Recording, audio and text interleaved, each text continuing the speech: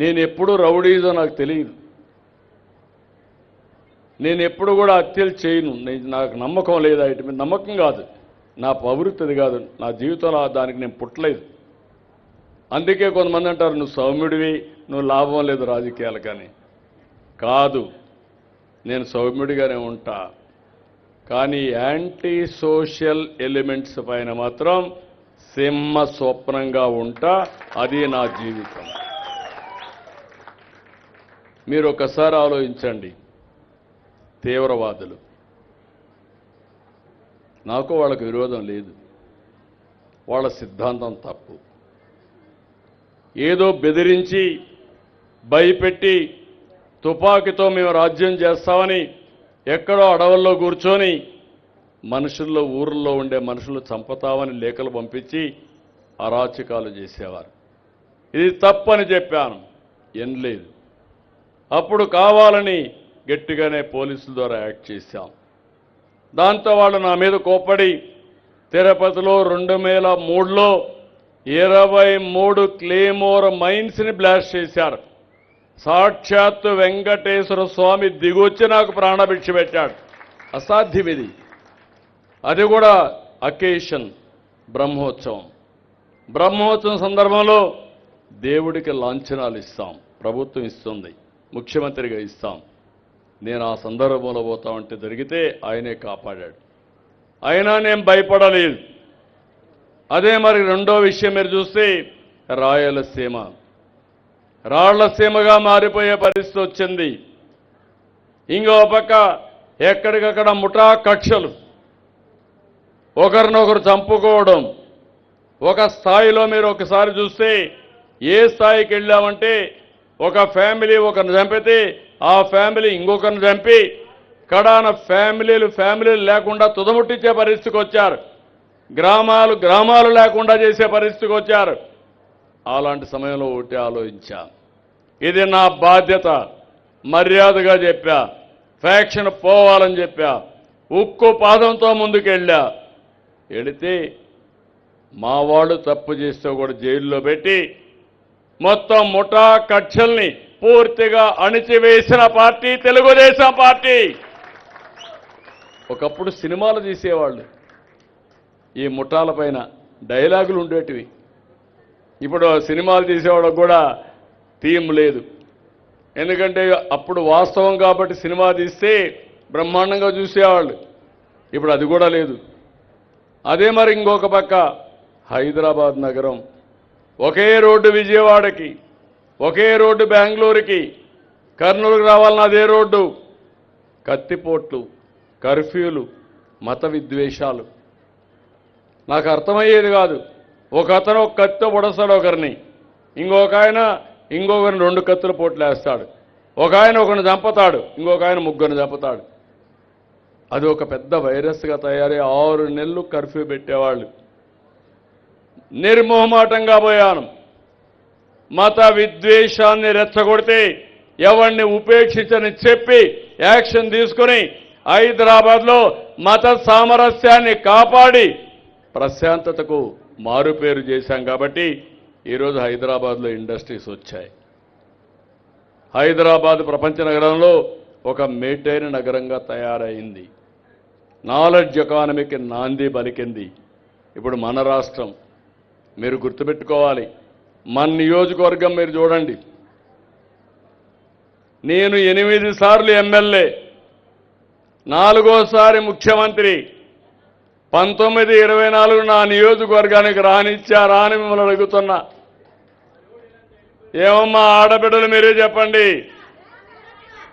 ఇక్కడే అన్న క్యాంటీన్ పెట్టి భోజనం పెట్టాలంటే ఈ వీధి రణరంగంగా మార్చారు, యుద్ధ భూమిగా మార్చారు. నేను వస్తానంటే కుప్పానికి రాకూడదని నన్ను తిరిగి పంపించాలంటే అనుక్షణం నా వెనకనబడి వేధించారు.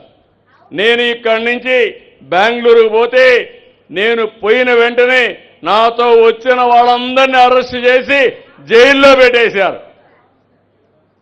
కడాన నాకు కూడా ఒక్క నోటీస్ ఇవ్వకుండా నేనేదో ఇరిగేషన్ ప్రాజెక్టుల మీద పోరాడుతా ఉంటే నేరుగా నంద్యాలలో ఉంటే నన్ను తీసుకుపోయి జైల్లో ఎందుకు అరెస్ట్ చేస్తున్నారంటే అది కూడా చెప్పకుండా నోటీస్ కూడా ఇవ్వకుండా అరెస్ట్ చేసే పరిస్థితికి వచ్చారు. ఈరోజు యాక్షన్ తీసుకోవాలంటే ఒక్క నిమిషం తమ్ముడు, అది కాదు ఇక్కడ రాష్ట్రం ప్రజా సంక్షేమం. ఒకటే గుర్తుపెట్టుకోండి, సంఘ విద్రోహ శక్తులు ఎక్కడున్నా సింహ స్వప్నంగా ఉంటాను తప్ప వదిలిపెట్టను. నాకు కావాల్సింది లా అండ్ ఆర్డర్. సిబిఎన్ అంటే మీరందరూ ఆలోచించేది లా అండ్ ఆర్డర్ ఉంటుందని, ఆడబిడ్డలకు రక్షణ ఉంటుందని, ఎవరైనా పెట్టుబడులు పెట్టాలంటే ఎవరు కూడా అడ్డం రారని, ఇంకో పక్క ఆస్తులకు రక్షణ ఉంటుందని మీరు ఆలోచించారు. రాష్ట్రం మొత్తం ఆలోచించింది. అదే చేసి చూపించాను. నా ప్రాణానికి ముప్పు వచ్చిన నా ప్రజల ప్రాణాలకు, మా ఆడబిడ్డల మానానికి రక్షణగా ఉండాలని నేను ఆ రోజు ముందుకు పోయా. అయితే ఈరోజు జరిగే పరిస్థితి ఏంటి? రాజకీయాలు చేశాను, 48 ఏళ్ళు చేశాను. రేపు ఇప్పటికి 48 ఏళ్ళు, ఇంకా 2 ఏళ్ళు అయితే 50 ఏళ్ళు. ఫస్ట్ టైం ఎమ్మెల్యే అయ్యి 4 సార్లు ముఖ్యమంత్రిని, 15 సార్లు అపోజిషన్ పార్టీ లీడర్ని.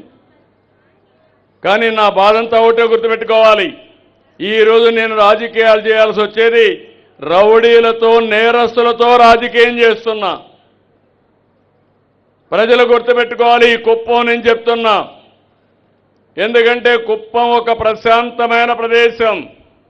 శాంతికి మారు పేరు నా బంగారు కుప్పం, నా స్వర్ణ కుప్పం. అలాంటి కుప్పంలో అరాచక శక్తులు పెరిగిపోయినాయి. స్మగ్లింగ్ చేశారు, లూటీ చేశారు, గంజాయి బ్యాచ్ని పెంచారు. ఇంకొక పక్క రౌడీ బ్యాచ్ ఎక్కడికక్కడ ఇష్టానుసారంగా చేసే పరిస్థితికి వచ్చారు. ఒకప్పుడు నేను వస్తే ఎక్కడ మాట్లాడేవాళ్ళు కాదు. ఈరోజు అలాంటి వాళ్ళు ఇప్పుడు కూడా వీళ్ళు వచ్చి ఇక్కడ అరాచకాలు చేయాలంటే ఇక్కడుండేది సిబిఎన్. ఆ విషయం గుర్తుపెట్టుకోవాలి వీళ్ళు. నేను రౌడీజం చేయను.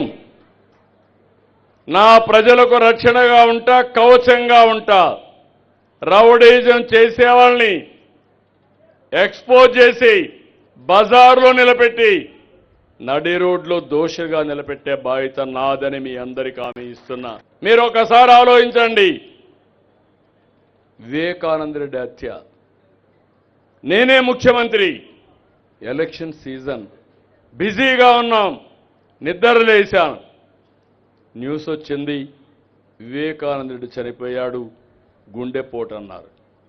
గుండెపోటు అంటే ఏమంటా, మనం కూడా పాపం అన్నా. సౌమ్యుడు పాపం చనిపోయాడన్నా. ఎక్కడి నుంచి వచ్చింది న్యూస్ నాకు కూడా తెలియదు. సాక్షిలో అక్కడి నుంచి బ్లడ్ వచ్చింది. బ్లడ్ వస్తే కొత్త థియరీ పెట్టారు, గుండెపోటు వచ్చినా వామిటింగ్స్ వస్తాయి కాబట్టి బ్లడ్ వచ్చిందని. అక్కడి నుంచి శవపేటికలు తీసుకొచ్చి ఫ్యూనరల్ చేయడానికి సిద్ధం చేసేశారు. వాళ్ళ కూతురు అడిగింది పోస్ట్ మార్టం చేయమని. పోస్ట్ మార్టం చేయించారు. చేయిస్తే గొడ్డలితో తలంతా నరికేస్తే బ్రెయిన్ బయట వచ్చింది. మొత్తం బాత్రూంలన్నీ లాక్కపోయారు. బ్లడ్తో సంతకం పెట్టి లెటర్ రాయించారు. అరాచకానికి పరాకాష్ట. సాయంత్రం ఆయన కూతురిని కూడా మేనేజ్ చేశారు. తెల్లవారితో పేపర్లో నారాసుర రక్త చరిత్ర అని హెడ్డింగ్ పెట్టి నా చేతిలో కత్తి పెట్టేశారు. మీరందరూ ఏమారు కొంతమంది ఓట్లు వేశారు. ఇక్కడ కూడా ఓట్లు తగ్గాయి. నన్ను గెలిపించారు కానీ ఓట్లు తగ్గాయి. మన సెంటిమెంట్ అది. మోసాన్ని గుర్తించలేక మోసపూరిత నేరాల్ని మనం ఆలోచించకుండా జరిగింది. అక్కడి నుంచి మీరు చూడండి, కోడి కత్తి డ్రామా, అది కూడా నేను చేయించాను.